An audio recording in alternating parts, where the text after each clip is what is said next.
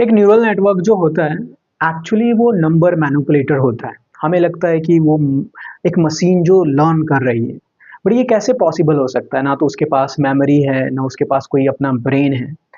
तो ये होता कैसे है? Because of mathematics. हम किसी भी डेटा को, चाहे वो टेक्स्ट है, ऑडियो है, वीडियो है, हम उसे पहले नंबर में कन्वर्ट करते हैं और फिर उसे न्यूरल नेटवर्क में देते हैं। और न्यूरल नेटवर्क एक नंबर मैनिपुलेटर होता है। तो हम डेटा को क्या करते हैं? मैनिपुलेट करते हैं जैसा हम चाहते हैं। और ये पॉसिबल होता है 4 स्टेप्स में। कोई भी न्यूरल नेटवर्क 4 स्टेप्स में कंप्लीट होता है: forward pass, compute loss, back propagation and gradient descent. और इसकी जो मैथमेटिक्स होती है वो सिर्फ ये होती है, सुनने में तो ये बहुत नया लगता है, बट इसमें सिर्फ addition, subtraction, multiplication, division and differentiation होता है। आज की इस वीडियो में सबसे पहले हम पूरे इस 4 स्टेप्स के कंप्लीट मैथमेटिक्स को समझेंगे, बिल्कुल फंडामेंटल लेवल से। और उसके बाद उसी मैथमेटिक्स से हम सिर्फ 18 लाइन में पूरा एक न्यूरल नेटवर्क बनाएंगे फ्रॉम स्क्रैच। ना उसमें हम टेंसर फ्लो यूज करेंगे, ना पाइटॉर्च यूज करेंगे। और उस 18 लाइन कोड में वो हम उसे ट्रेन भी करेंगे सिर्फ 18 लाइन के कोड में। मेजरमेंट भी होगी कि लॉस डिक्रीज हो रहा है या नहीं हो रहा है, और प्रिडिक्शन भी करेंगे। नए डेटा फीड करके देखेंगे क्या ये एक्यूरेटली प्रिडिक्ट कर पा रहा है या नहीं कर पा रहा है। और सबसे इंटरेस्टिंग बात यह है कि आप इसे अपने मोबाइल फ़ोन पे भी रन कर सकते हैं, जो कि हम वीडियो के एंड में उसकी बात करेंगे। तो चलिए हम फॉरवर्ड पास को समझते हैं, बट उससे पहले हमें पता होना चाहिए कि हमारे पास डेटा क्या है, हम क्या सिखाना चाहते हैं अपने मॉडल को। तो हम अपने मॉडल को और न्यूरल नेटवर्क को ये इनके बीच का रिलेशन समझाना चाहते हैं। ये हमारा इनपुट है और ये लेबल डेटा है, और हम चाहते हैं कि हमारा जो न्यूरल नेटवर्क है वो इनके बीच का रिलेशनशिप समझ पाए। जैसे क्या आप बता सकते हैं इसके बीच का रिलेशन क्या है? जैसे 2 4 से कैसे कनेक्टेड है, 3 6 से कैसे कनेक्टेड है, 4 8 से कैसे कनेक्टेड है। तो थोड़े से रीजनिंग के बाद आपको पता चलेगा कि ये इस इक्वेशन से कनेक्टेड है, y equal to x, right. क्योंकि अगर आप यहाँ पे 2 फीड करेंगे x की वैल्यू तो y 4 हो जाएगी, 3 फीड करेंगे तो y की वैल्यू 6 हो जाएगी, 4 फीड करेंगे तो y की वैल्यू 8 हो जाएगी, and so on so fourth. तो ये जो रिलेशनशिप है यही हम अपने न्यूरल नेटवर्क को समझाना चाहते हैं। तो पहला स्टेप आता है फॉरवर्ड पास, जैसा मैंने बोला। उसमें हम क्या करते हैं, जो एक वेट हम चूज करते हैं और एक बायस चूज करते हैं। वेट बायस क्या है? एनी रैंडम नंबर, कोई भी रैंडम नंबर आपके दिमाग में आ रहा है आप उसे चूज कर सकते हैं। जैसे वेट में आप 1 चूज कर लें, बायस को आप 1 चूज कर लें, या फिर वेट को आप 2 चूज कर लें, बायस को आप 3 चूज कर लें, कुछ भी आप चूज कर सकते हैं। अभी हम चलो इसी के हिसाब से चूज करते हैं। वेट को हमने 2 ले लिया, बायस को हमने 3 ले लिया। हम क्या करते हैं, वेट को अपने इनपुट के साथ मल्टीप्लाई करते हैं और फिर हम बायस को उसमें जोड़ देते हैं। और जो वैल्यू आती है, क्योंकि ये नंबर आएगा, क्योंकि नंबर ही तो है, ये भी नंबर है, ये भी नंबर है और ये भी नंबर है, तो ये नंबर आएगा। और जो नंबर आया उसे ही हम कहते हैं वाई प्रेडिक्शन। अच्छा, हम पहले प्रेडिक्शन ही क्यों कर रहे हैं? पहले भाई ट्रेन करोगे, ये करोगे, नहीं, पहले हम प्रेडिक्शन इसलिए कर रहे हैं क्योंकि पहले हमें पता होना चाहिए। जैसे अगर मुझे जानना है कि आपने गलती करी है, आपको मुझे सुधारना है, तो सबसे पहले आपका मुझे आंसर जानना पड़ेगा। कोई भी मैं क्वेश्चन पूछ रहा हूँ तो पहले बताओ भाई तुम्हारा आंसर क्या है, तब तो मुझे पता चलेगा कि अच्छा तुमने कितनी गलती करी है, तुमने कहाँ गलती करी और इसे कैसे इंप्रूव किया जा सकता है। तुम आंसर ही नहीं बताओगे तो फिर कैसे पता चलेगा? तो सेम चीज़ हम मॉडल के साथ करते हैं, पहले तुम आंसर बताओ। तो ये कहता है भाई चलो तुमने 2 और 3 चूज़ करा है, उसके हिसाब से जो वाई प्रेडिक्शन होगा। अगर हम एक एग्जांपल लें, जैसे हमने ये सिर्फ एक सैंपल के हिसाब से देखा है, सिर्फ एक सैंपल के हिसाब से अगर हम इसे कैलकुलेट करेंगे तो W की वैल्यू कितनी है? 2 है, ठीक है, इस पे फिट कर रहे हैं। उसको मल्टीप्लाई करेंगे x से, x का एक सैंपल लेते हैं जैसे 2, राइट। और उसके बाद बायस हम लेते हैं, बायस कितना है? 3 है, तो ये हो जाएगा 2 2 जा 4 प्लस 3 दैट इज 7। तो अभी हमारा जो प्रेडिक्शन आया है वो 7 आया है, but actual value, actual y क्या है? ये जो ट्रू y है वो 4 है, बट इन्होंने प्रेडिक्शन किया है 7, तो गलती तो हुई है। अब हम नेक्स्ट स्टेप में बताएंगे कि लॉस को कैसे कंप्यूट करते हैं। तो ओके, नाउ हम लॉस को कंप्यूट करने वाले हैं। तो हमारे पास जो प्रेडिक्शन है वो 7 है, और जो, क्योंकि ये हमारे फॉरवर्ड पास से आया है, राइट, जो मॉडल ने प्रेडिक्शन किया है, और जो ट्रू वैल्यू है वो 4 है। 2 4 से कैसे कनेक्टेड है? तो y की वैल्यू 4 है जब x की वैल्यू 2 है, बट इन्होंने बताया कितना है? 7 है, तो गलती तो इन्होंने की है। तो अब हमें लॉस को कंप्यूट करना है। अब देखिए, लॉस का जो फंक्शन होता है ना, वो डिपेंड करता है आपका टास्क क्या है। अगर आपका क्लासिफिकेशन टास्क है, जैसे क्या ये कुत्ता है या बिल्ली है, बाइनरी टाइप 0 और 1, तो उसके लिए हम दूसरा लॉस फंक्शन यूज़ करते हैं। बट इस पर्टिकुलर टास्क के लिए हम यूज़ करेंगे मीन स्क्वायर एरर। उसमें हम क्या करते हैं कि जो भी हमारा प्रिडिक्शन आया है, वाई प्रिडिक्शन, उसमें से हम वाई ट्रू को क्या करते हैं, सब्सट्रैक्ट कर देते हैं और उसका स्क्वायर कर देते हैं, ठीक है, और इसका एवरेज ले लेते हैं, राइट, क्योंकि x की वैल्यू बहुत ज़्यादा है, 2 3 4 कितने भी सैंपल्स हो सकते हैं, राइट, तो उसका एवरेज लेने के लिए क्या करते हैं, नंबर ऑफ सैंपल से डिवाइड कर देते हैं। तो जैसे इसमें क्या है, 1 2 3 4 5 है, तो 5 से हम इसे डिवाइड कर देंगे। बट अभी हम सिर्फ एक एग्जाम्पल से लेके चल रहे हैं, तो इसमें अभी एवरेज लेने की जरूरत नहीं, राइट, बट जब कोड लिखेंगे तो फिर एवरेज लेंगे, आप समझ सकते हैं। ओके, तो y प्रिडिक्शन अभी हमारा कितना है, 7 है, और जो y ट्रू है वो कितना है, 4 है, तो 7 में से 4 घटाओ और उसका स्क्वायर कर दो। तो अगर 7 में से 4 आप क्या करोगे, सब्सट्रैक्ट करोगे तो 3 आएगा, और 3 का स्क्वायर क्या आ जाएगा, 9। तो 9 लॉस बताया इन्होंने, कितना बताया कि जो लॉस आया है वो 9 है, एमएससी लॉस या एरर कह सकते हैं, अब इसे एरर कितना है, 9 का है। दुनिया की जितनी भी आप टेक्नोलॉजी देखते हैं ना, बिना कैलकुलस के वो कभी कंप्लीट नहीं हो सकती। तो एआई कैसे हो सकती थी, एआई में भी कैलकुलस आना बहुत ज़्यादा इम्पॉर्टेंट था। तो ये जो बैक प्रोपोगेशन है सबसे इम्पॉर्टेंट टॉपिक है, क्योंकि इस बैक प्रोपोगेशन में हम ये पता लगाते हैं कि वेट ने कितना गलती किया था जिसकी वजह से ये लॉस आया था। तो एक बार जब हमें गलती पता चल जाती है, फिर हम उसमें से उसे सब्सट्रैक्ट कर देते हैं, जो कि हम ग्रेडियंट डिसेंट में करते हैं। तो वेट बैक प्रोपोगेशन में हमें पता लगाना है कि जो लॉस आया है, लॉस कितना आया, 9 आया, इसमें वेट की कितनी जिम्मेदारी थी और बायस की कितनी जिम्मेदारी थी, और इसके लिए हम यूज़ करते हैं चेन रूल का। जैसे एक एग्जांपल लेके आपको मैं बता रहा हूँ, जैसे मान लो कि ए जो है वो बी पे डिपेंड करता है और बी सी पे डिपेंड करता है, ठीक है, और सी डी पे डिपेंड करता है, और मान लो अभी ए की वैल्यू 1 है और डी की वैल्यू 6 है।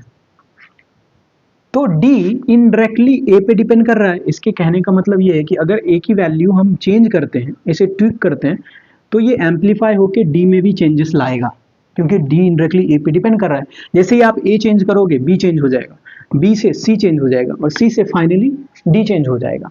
तो इसे हम कहते हैं चेन रूल।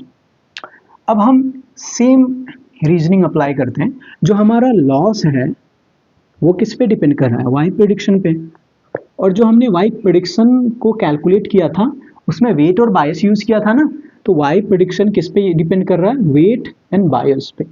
अच्छा, चलो एक बार फिर से समझते हैं। लॉस का फंक्शन क्या था हमारा, कि आपने वाई प्रेडिक्शन को वाई ट्रू से सब्सट्रैक्ट किया था और इसका स्क्वायर किया था, यही था ना लॉस, राइट। तो लॉस में वाई प्रिडिक्शन है कि नहीं, अगर वाई प्रिडिक्शन चेंज करोगे तो लॉस चेंज होगा, तो मतलब लॉस वाई प्रिडिक्शन पे डिपेंड कर रही है नहीं। अब जो ये वाई प्रिडिक्शन है वो क्या है, वाई प्रिडिक्शन जो हमने फॉरवर्ड पास में निकाला था वो डब्ल्यू एक्स प्लस बी है कि नहीं। तो वाई प्रिडिक्शन डब्ल्यू और बायस पे डिपेंड कर रहा है, मतलब वेट एंड बायस पे डिपेंड कर रहा है, वेट एंड बायस, राइट। तो अगर आप इसे चेंज करोगे, यहाँ टिक करोगे, तो ये वाई प्रेडिक्शन भी चेंज होगा।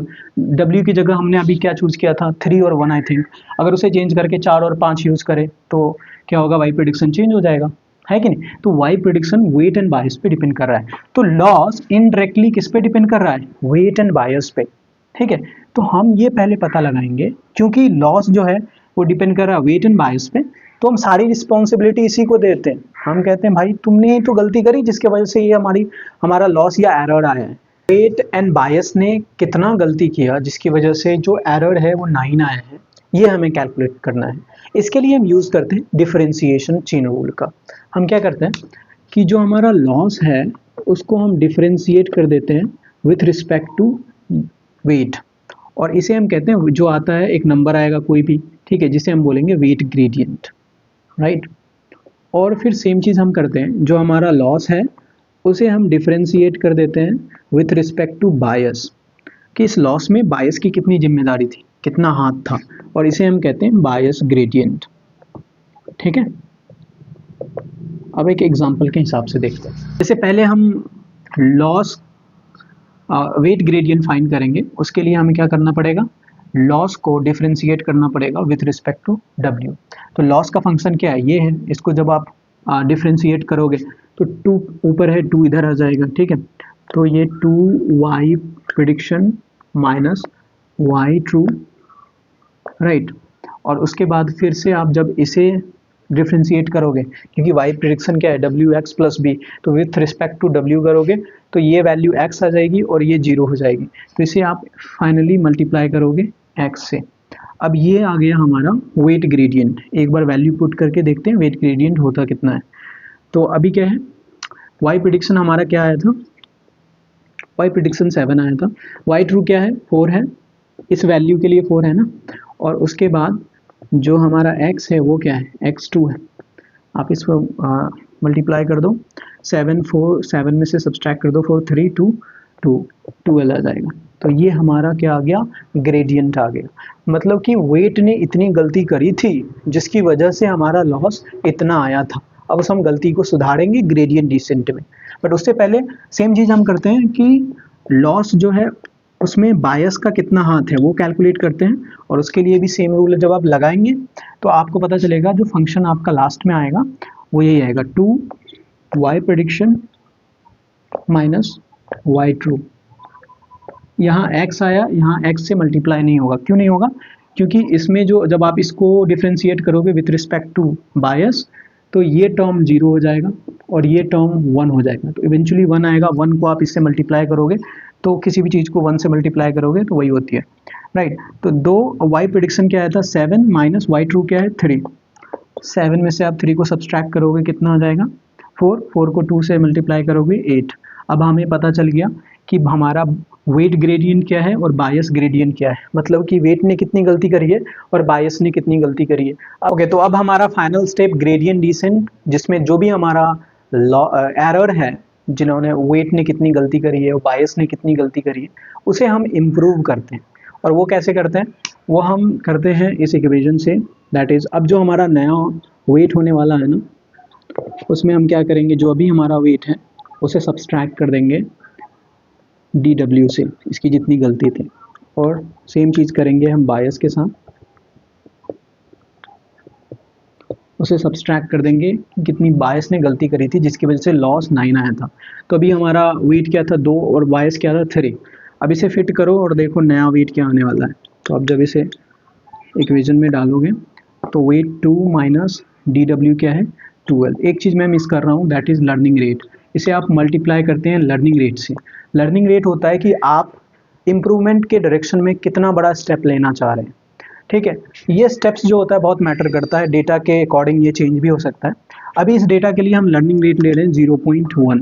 अगर आप ज़्यादा बड़ा ले लेंगे तो क्या होगा कि आप स्वीट स्पॉट को मिस कर देंगे।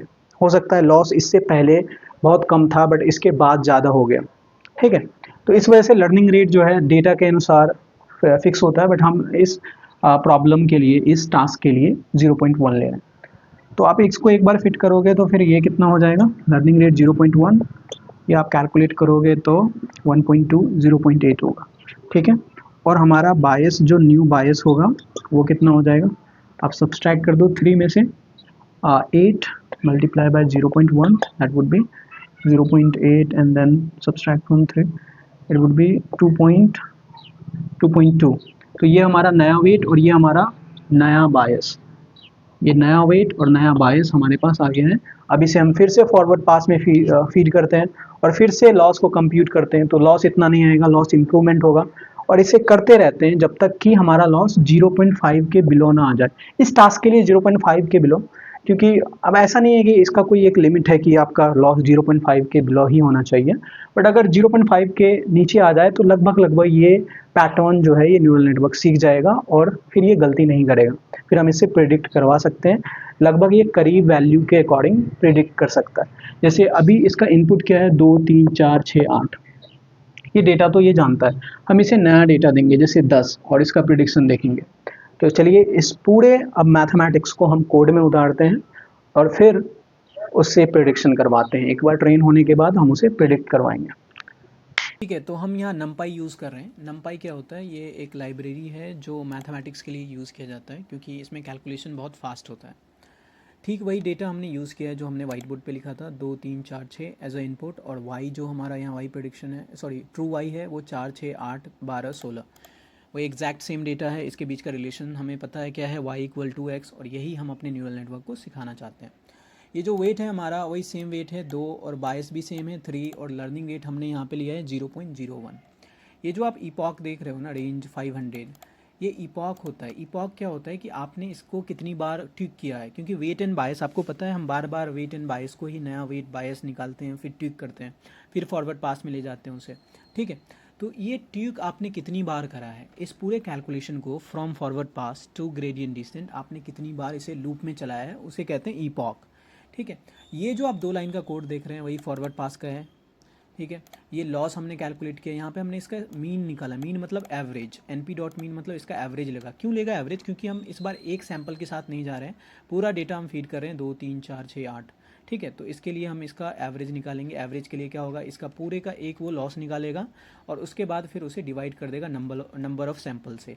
नंबर ऑफ सैंपल यहाँ कितना है, 1 2 3 4 5, तो 5 से डिवाइड करेगा और फिर ये लॉस कैलकुलेट करेगा।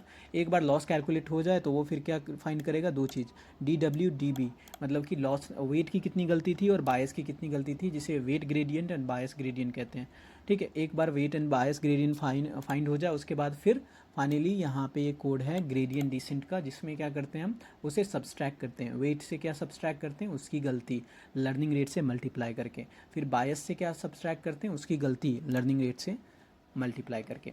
उसके बाद हमने यहाँ पे मेजरमेंट किया। ये जो 2 कोड देख रहे हैं, जब इपॉक 20 है तो हम प्रिंट कर रहे हैं कि लॉस कितना है अभी और नया वेट कितना है, नया बायस क्या है।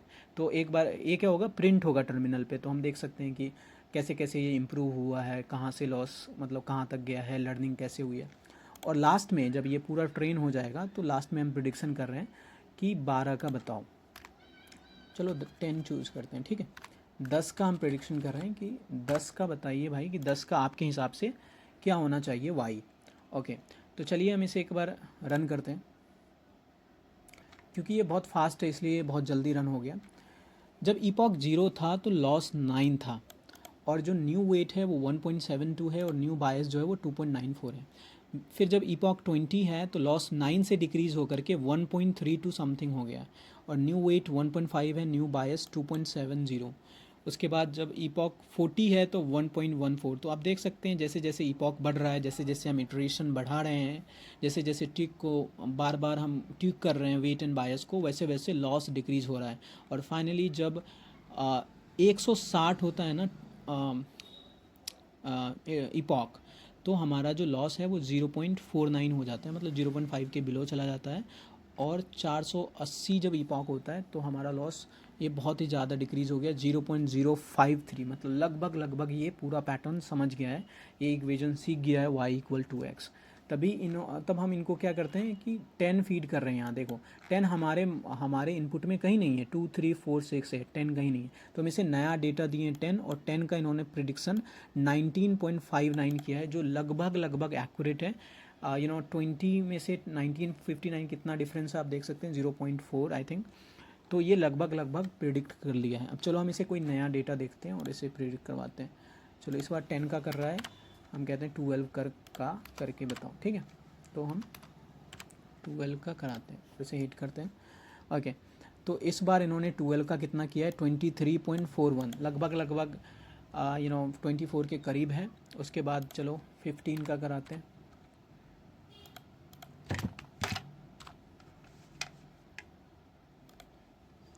15 का 29.14। तो ये पैटर्न वो अच्छे तरीके से सीख लिया है, आप इसके साथ खेल सकते हैं। अब हम बताते हैं कि आपको मोबाइल फ़ोन में कैसे रन करना है, ताकि आप इसको बार बार प्रेडिक्शन को चेंज करके देख सकते हैं, नए इनपुट दे करके देख सकते हैं कि उसका प्रेडिक्शन आपके मॉडल ने क्या किया है।